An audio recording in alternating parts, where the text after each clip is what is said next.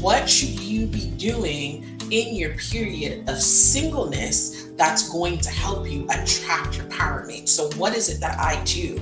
I stop single women, single successful women from dead end dating so that they can attract their power mate, someone who is going to complement, not complete, someone who is going to complement their style, their vision, their morals, their goals without contradiction.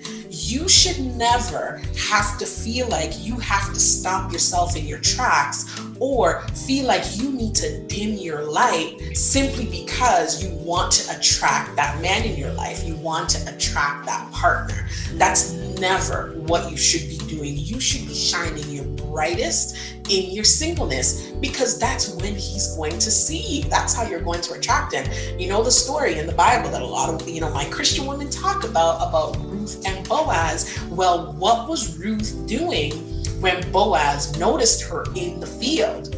What was she doing? She was working. And then he started asking questions about her. Like, who's this girl that's out there working like that in the field? You know what I mean? Maybe I should get to know her a little bit. So that is going to be your story. That was my story. See, before I met Rio, I made a decision to be intentional with my dating. I had come out of a marriage. It was an 11-year relationship, and I dove right into online dating. Well, guess what? It led me to some ridiculous experiences. And although I chose to take a break from online dating, I actually chose to take that period of time. I believe it was about 9 months to focus on Micca, to reflect on me, to figure out what was it that did not work for me in my marriage. What was it that was not working in online dating? Who do I want to become as a woman? Yes, I desire to be married again, but I wasn't just focusing on getting married.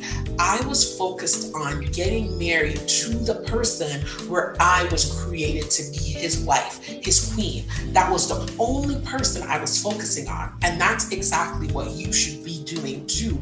Not just trying to find a man or not just trying to attract a man. Who is that one person that you were designed for? It's like a jigsaw puzzle. All the pieces are cut strategically. And when you are making this puzzle up, you're not going to go fit pieces into holes and spaces that they weren't designed to be in. So why are you trying to fit yourself into a man's life, or why are you trying to fit a man into your life that you wasn't designed to be there in the first place, right? So that's it. That was the first thing. I made a decision to be intentional. So I took myself out of the dating scene and I used that period of time in my singleness to really figure out and discover who Micca was. Who was I becoming? Was I living on purpose or was I just living, right? That's step one. Step number two, I decided to write things down once I figured out who Micca was. And one of the things, y'all always hear about this, right? My handy prayer journal, I called it. One of the things that I did based on guidance just from some research and other books I was reading, I decided to write out what I desired for marriage. See, now that I recognize that my next goal was to be this person's wife, I didn't know who he was physically, but I knew that he was out there. I wrote down my desire for marriage. And what is that? I desired to be married to someone or have a marriage that included honesty, trust, union. I needed a life partnership, love, freedom, enlightenment, teaching. He needed to be able to teach me things because I love to learn. Enlightenment, sharing, relaxation, mental depth and clarity, effective conflict resolution. That was big for me. We're not going to be spending days and days and days arguing. It's not going to happen. How are we going to resolve conflict effectively and also a building mindset? We going to build together. That's a part of a Powermate relationship. We're not just going to be dormant.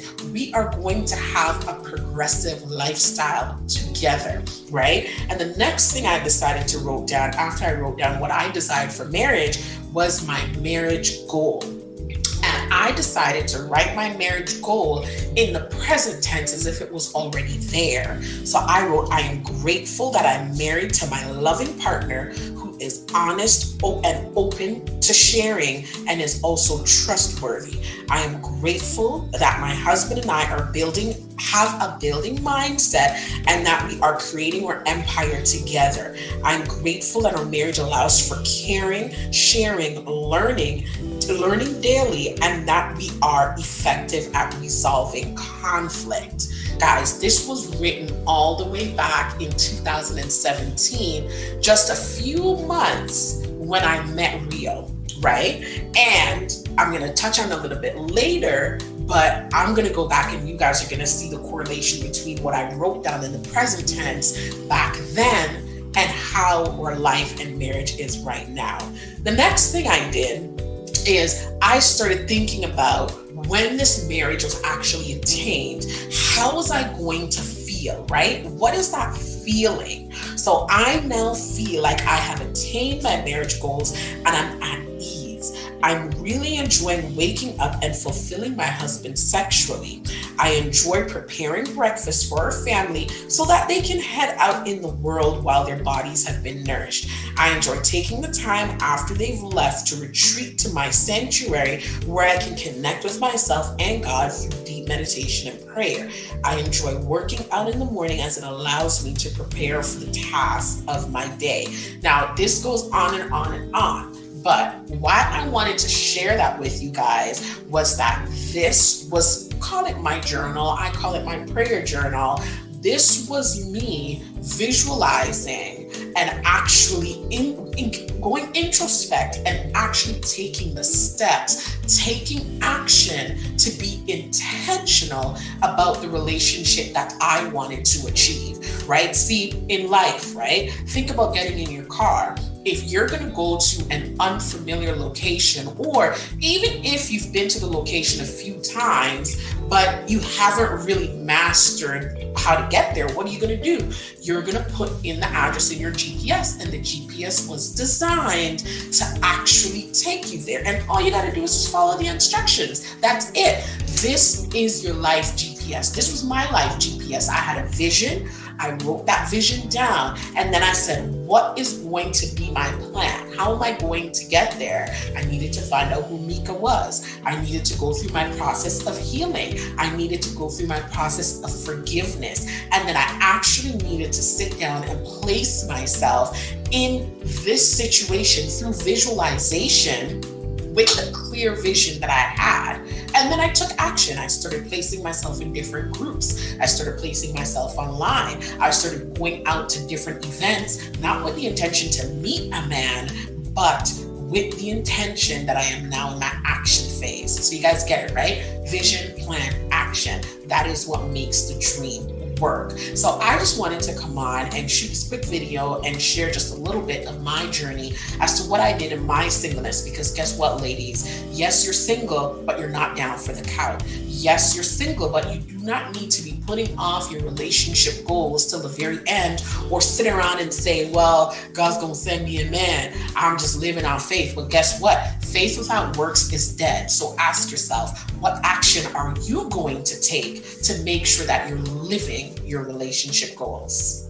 This is your girl, Micca, and I'll see you guys on the next video. Peace out, ladies.